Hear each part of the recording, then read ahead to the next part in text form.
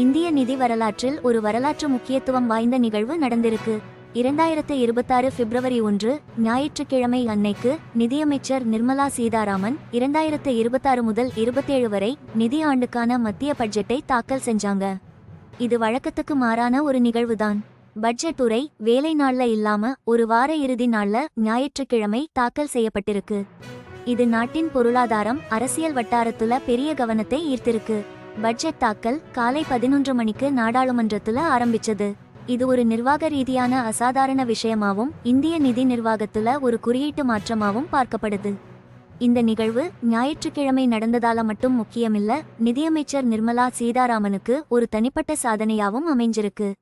அவங்க தொடர்ச்சியா 9வது முறையா பட்ஜெட்டை தாக்கல் செஞ்சிருக்காங்க.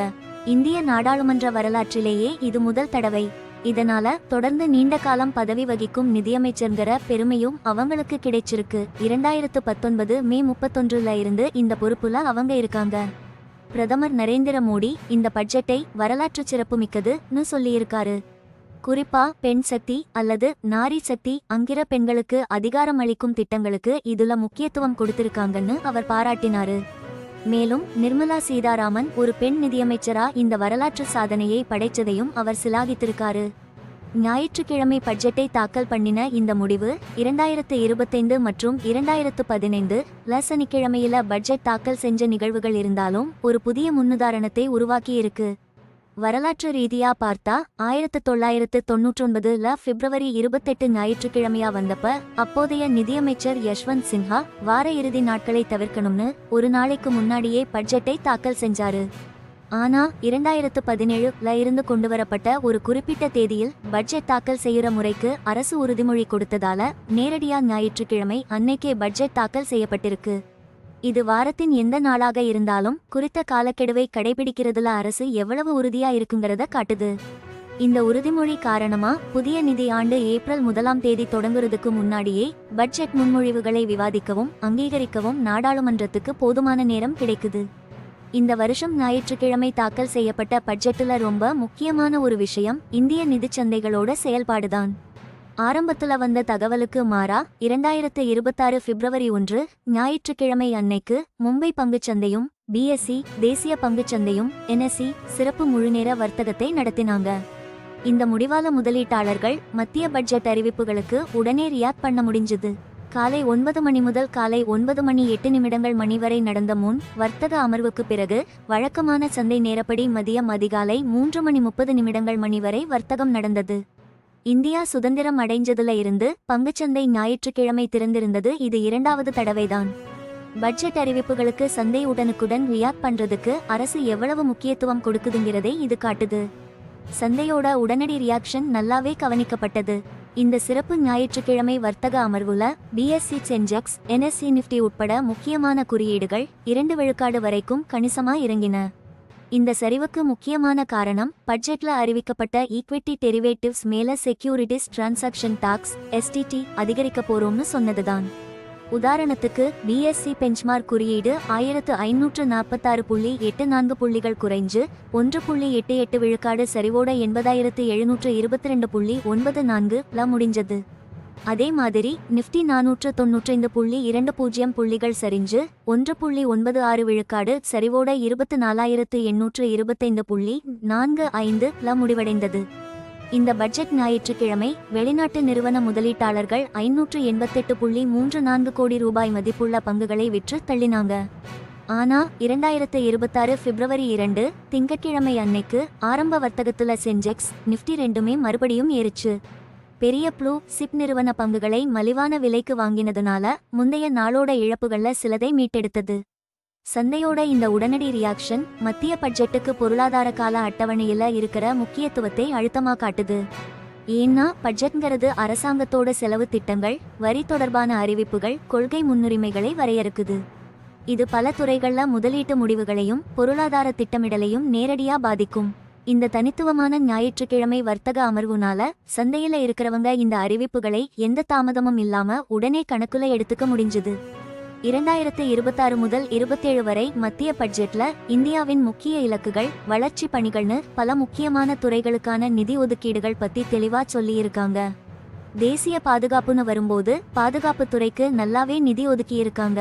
இது இந்தியா தன்னோட பாதுகாப்பு திறனை பலப்படுத்துறதுக்கும் இராணுவத்தை நவீனப்படுத்துறதுக்கும் எவ்வளவு முக்கியத்துவம் கொடுக்குதுங்கிறதை இது தெளிவா காட்டுது.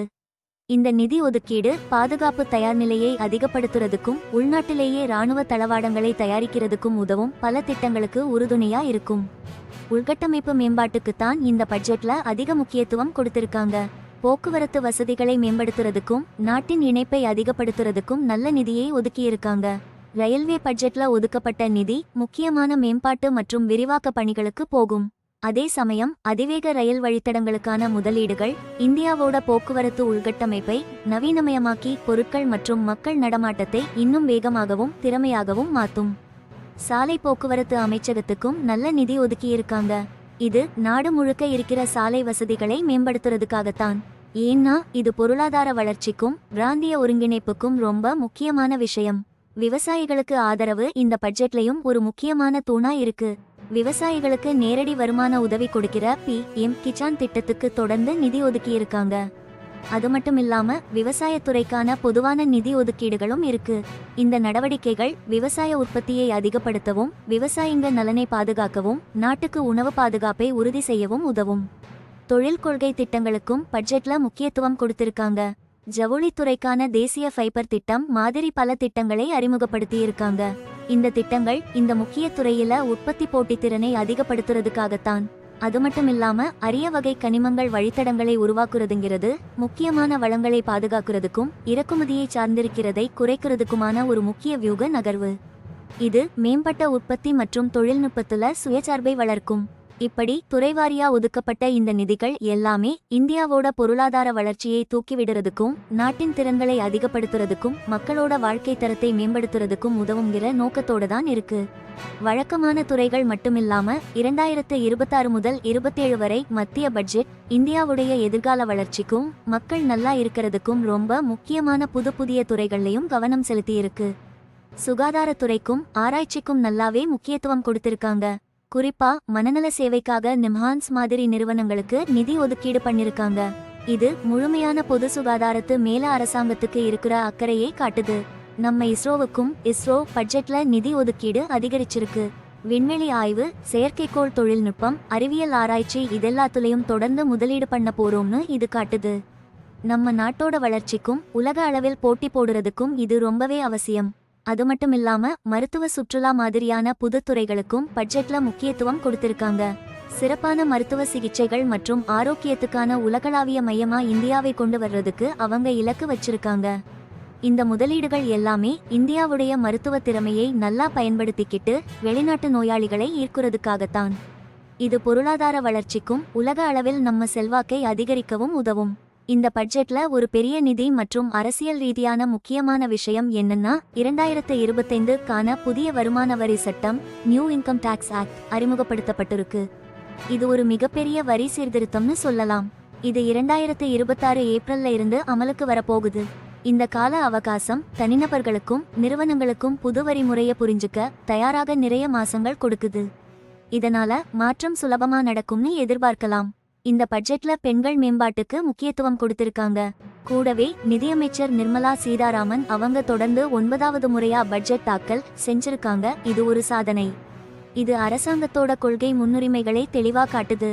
அது மட்டும் இல்லாம நிதி தலைமையில இருக்கிற தொடர்ச்சியையும் இது உணர்த்துது. இந்த தொடர்ச்சி வரும் வருஷங்கள்ல இந்தியாவுடைய பொருளாதார பாதைக்கு ஒரு நிலைத்தன்மையையும் தெளிவான திசையையும் கொடுக்கும்னு எதிர்பார்க்கப்படுது. பட்ஜெட்ல ஃபியூச்சர்ஸ் அண்ட் ஆப்ஷன்ஸ் மற்றும் மேல இருக்கிற செக்யூரிட்டிஸ் டிரான்சாக்ஷன் டேக்ஸ் STT பத்தின சில அறிவிப்புகளும் இருக்கு. இது முன்னாடி இருந்த 0.02 விழுக்காடு இருந்து 0.05 விழுக்காடு ஆக உயர்த்த முன்மொழிஞ்சிருக்காங்க. இது பட்ஜெட் அன்னிக்கு சந்தையில பெரிய தாக்கத்தை ஏற்படுத்திச்சு. இந்த சீர்திருத்தங்கள் எல்லாமே ஒன்னா சேர்ந்து ஒரு வலுவான பொருளாதார சூழலை உருவாக்கவும் புதுமைகளை ஊக்குவிக்கவும் நாடு முழுக்க ஒருங்கிணைந்த வளர்ச்சியை கொண்டு வரவும் தான் நோக்கமாக இருக்கு. மத்திய பட்ஜெட் தாக்கல்ங்கிறது எப்பவுமே இந்தியாவோட உன்னிப்பா கவனிக்கப்படுற பொருளாதார நிகழ்வுகள்ல ஒண்ணு. குடும்பங்கள், வணிக நிறுவனங்கள், முதலீட்டாளர்கள், நிதிச்சந்தைகள்னு எல்லா தரப்பு மக்களும் இதை ரொம்ப ஆர்வமா கவனிப்பாங்க. அடுத்த நிதியாண்டுக்கான அரசாங்கத்தோட முக்கிய திட்ட வரைவு இதுதான். செலவு திட்டங்கள், வரி தொடர்பான அறிவிப்புகள், கொள்கை முன்னுரிமைகள்னு எல்லாத்தையும் இது தெளிவா சொல்லும். இதன் மூலமா எல்லா துறைகள்லையும் முதலீட்டு முடிவுகளையும் பொருளாதார திட்டமிடலையும் இது நேரடியா தீர்மானிக்கும். பட்ஜெட் செயல்முறைக்கான பாராளுமன்ற கால அவகாசம் ரொம்ப முக்கியம். பாராளுமன்ற பட்ஜெட் கூட்டத்தொடர் ஜனவரி 28ஆம் தேதி தொடங்கி 2026 ஏப்ரல் 2ஆம் தேதி முடிவடைய இருக்கு. இதுல பிப்ரவரி 13ல இருந்து மார்ச் 9 வரைக்கும் ஒரு இடைவேளை காலமும் உண்டு. இந்த நீட்டிக்கப்பட்ட கால அவகாசம் புதிய நிதி ஆண்டு ஏப்ரல் 1ஆம் தேதி அதிகாரப்பூர்வமா தொடங்குறதுக்கு முன்னாடியே பாராளுமன்றம் எல்லா பட்ஜெட் முன்மொழிவுகளையும் முழுசா விவாதிச்சு ஒப்புதல் கொடுத்து செயல்பாட்டுக்கு கொண்டு வர போதுமான நேரம் இருக்கணும்னு தான் குறிப்பா திட்டமிடப்பட்டிருக்கு. இந்த முன்கூட்டிய திட்டமிடல் 2017 பட்ஜெட்டை பிப்ரவரி 1ஆம் தேதி தாக்கல் பண்றதுங்கிற நடைமுறைக்கு மாறினப்போ வந்தது. இதோட நோக்கம் என்னன்னா, நிதி ஆண்டோட தொடக்கத்துல நிதியும் திட்டங்களும் எந்த தாமதமும் இல்லாம தொடங்கணுங்கிறது தான். ஞாயிற்றுக்கிழமையில பட்ஜெட்டை தாக்கல் செய்யணும்னு அரசாங்கம் எடுத்த முடிவு அதுல சில நடைமுறை சிக்கல்கள் இருந்தாலும் ஒரு முக்கியமான முன்னுதாரணத்தை ஏற்படுத்தியிருக்கு. முக்கியமான நிதி செயல்பாடுகளை சரியான நேரத்துல ஆரம்பிக்கிறதுக்காக வார இறுதி நாட்கள்லையும் பாராளுமன்றத்தை கூட்ட அரசாங்கத்துக்கு இருக்கிற திறனையும் விருப்பத்தையும் இது காட்டியிருக்கு.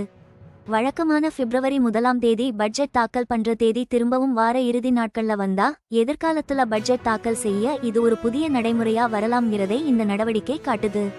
பாரம்பரிய கால அட்டவணை விதிமுறைகளை விட செயல்திறனுக்கும் நிதி தயார்நிலைக்கும் தான் இது முன்னுரிமை கொடுக்குது. நிதி ஒழுக்கம், பொருளாதார வளர்ச்சி, சமூக நலன் அப்படின்னு எல்லா முக்கியமான விஷயங்களையும் உள்ளடக்கிய இந்த பட்ஜெட்டோட விரிவான அணுகுமுறை இந்தியாவோட நீண்ட கால வளர்ச்சிக்கு அரசாங்கத்தோட தொடர்ச்சியான அர்ப்பணிப்பை காட்டுது.